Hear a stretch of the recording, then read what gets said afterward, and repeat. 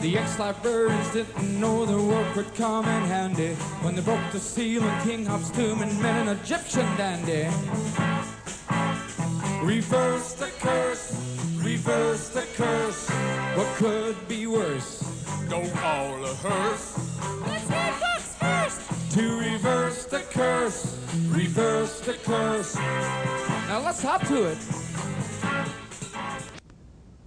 Watch where you're going, Vera. Oh, I'm sorry, boss, but it's so dark in here. And I was trying to watch where you were going with the light. All right, but be careful. One false step and we might destroy something that has existed for over 3,000 years. Wait a minute. What's that? What? What? I think this is it, Vera. I think these are the steps leading to the Pharaoh's antechamber. Come on! I'm coming, I'm coming.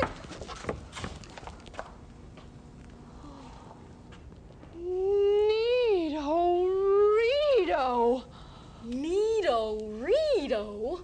Is that all you can say? Why, this has to be the archaeological find of the century. Even better than Howard Carter's discovery of King Tutankhamun's tomb in the 1920s. Vera, we've done it. We have discovered the unplundered tomb of King Hoptuit, the least known pharaoh of the 19th dynasty of the New Kingdom in ancient Egypt. This is no laughing matter, Vera. Do you know how long I have worked towards this moment? The ridicule I have had to put up with, being a librarian from Nebraska, turned archaeologist and adventurer. Who's laughing? That's the spirit, Vera. Did you say Ka, Vera? You're absolutely right. In Egyptian, Ka means the spirit. And now that I'm a full-fledged archaeologist, I should use the lingo of the trade. But Now, Vera, I've told you, just because all you used to do was dust bookmarks doesn't mean that you are not qualified to be an archaeologist's assistant. Didn't we read every book the library had on the subject? Yes. Well, then what's the matter? I'm scared. What? I'm afraid. I can't hear you, Vera. Speak up. Well, I just meant to say that I'm deeply and thoroughly concerned that with the least provocation, I might drop dead from fright or something else. Are you still worried about that silly old curse? Oh, you bet your sweet mummy I am. Come on, Vera. I've told you. Well, just because a few people in Howard Carter's party passed on shortly after they found the tomb is merely coincidental with that old warning that whoever breaks the seal on a pharaoh's tomb will die. Well, maybe. But ever since we broke the seal on this tomb, I haven't felt too well. Well, that's because there aren't any windows in here. It is a little stuffy. You can say that again. There, you see? Now you wait here while I go out in the Jeep and get another lantern. Or you can start numbering the items. Oh, you're not gonna leave me down here alone, are you? Now, Vera, are you an archaeologist's assistant or are you not? Well, I don't know. Maybe I should think about it for a while. Come on, Vera. If you get jittery, you can sing to yourself. That'll cheer you up.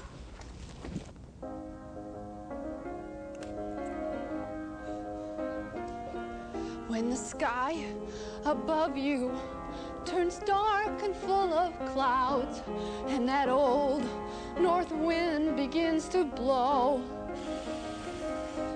keep your head together and call my name out loud. Boss! Soon you'll hear me knocking at your door. You just call out my name, boss, and you know wherever I am, I'll come running to see you again. Oh, winter, spring, summer, or fall, all you've got to do is call, and I'll be there, yes, I will. Now, ain't it good to know that you've got a friend when people can be so cold? They'll hurt you and desert you and take your soul if you let them. Oh, but don't you let them. You just call out my name, Boss! and you know wherever I am, Boss! I'll come running. Boss! What are you yelling about, Vera? I could hear you all the way out in the Jeep. Oh! Let's get out of here. Please, don't go. It's been so long since I've had anyone to talk to. But you're dead. Oh, I suppose you can put it that way. But actually, I've passed over into my afterlife. You see, it was really boring just lying around in those bandages, reading the hieroglyphics on my coffin. So I just figured I might as well come out and use some of the stuff they left me as long as it was here. This is terrific. Absolutely terrific. It's terrific that we're talking to a 3,000-year-old dead person. Exactly, Vera.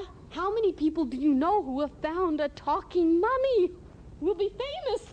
Now, Hop. Oh, I may call you Hop. Oh, sure. All my friends do. Did.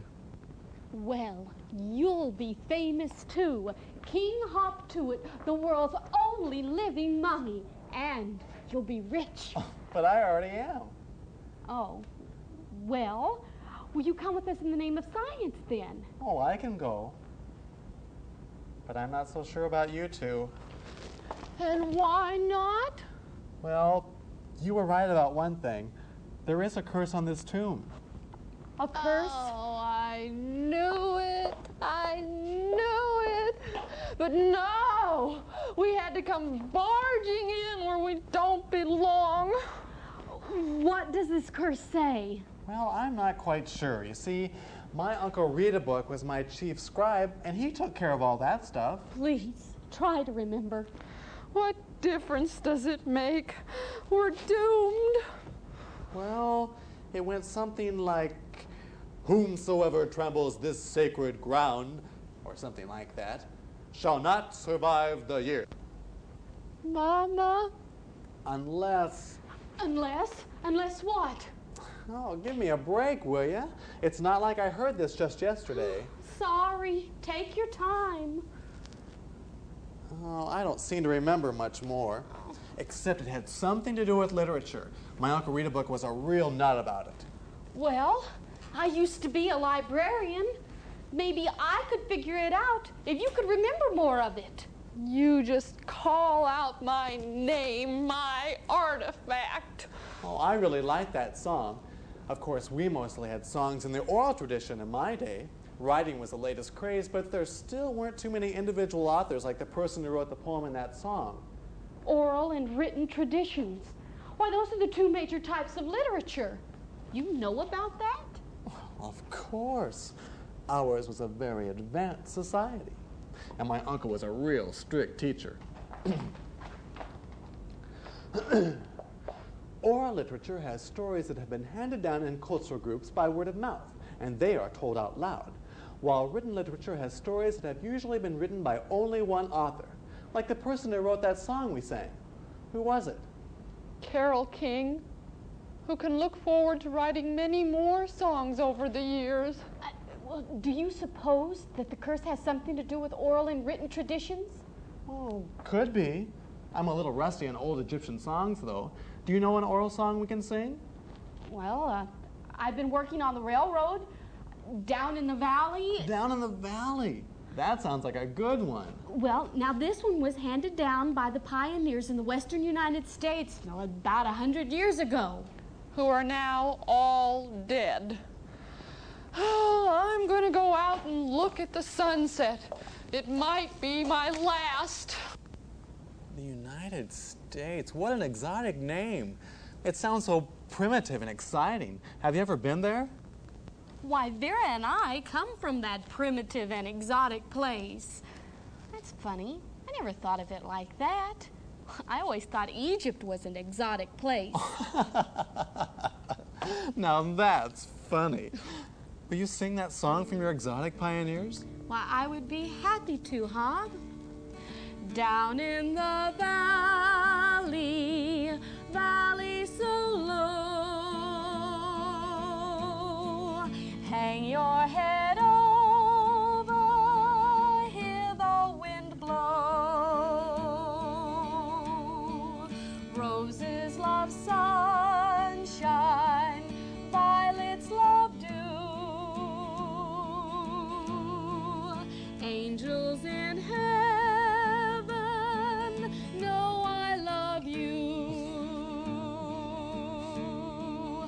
know I love you, dear. Know I love you.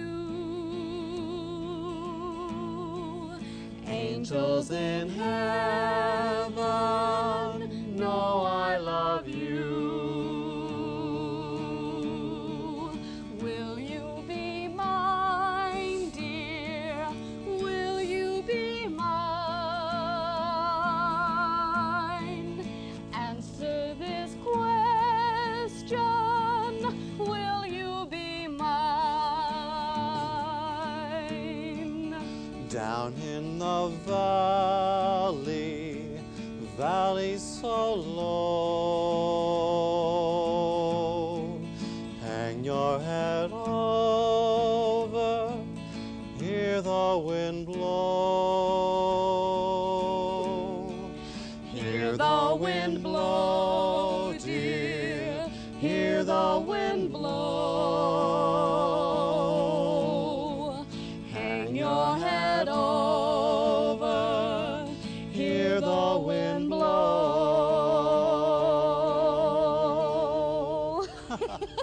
Oh, that was really pretty. And it seemed to remind me of something. Hear the wind blow. No. Hang your head over. Over! That's it. If I hang my head over, I can see my feet. My Uncle Rita book hid the scroll to the curse in my sandal. If His Royal Highness thinks you should live, some knowledge of literature you must give.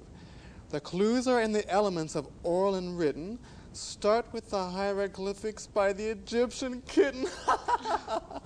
Oh, my Uncle Rita book was really a funny guy. Oh, I guess you'd have to be there. Well, maybe we will be if we don't start working on those clues pretty soon. Hey, Vera! Vera may be a little excitable, but she does know her hieroglyphics. Well, I wasn't so bad in hieroglyphics class myself, but I did like reed work a lot better. Did you see this flute I made? Oh, such craftsmanship. Oh, well, I guess deciphering the clues is more important than this discovery right now.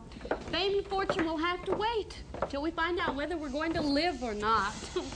By the way, I'm Meg Mead, and this is Vera Leary. The former Vera Leary. How do you do? Oh, this is going to be so much fun. I have a lot of catching up to do. I'm sure glad you guys came along. Yeah, I'm tickled to death. Now, Vera, you get to work on these hieroglyphics while I go back to the hotel and get some books. Well, it looks like we have a chance. We do? Well, then let me at those squiggly lines. I'm gonna reverse this curse if it kills me. I didn't say that.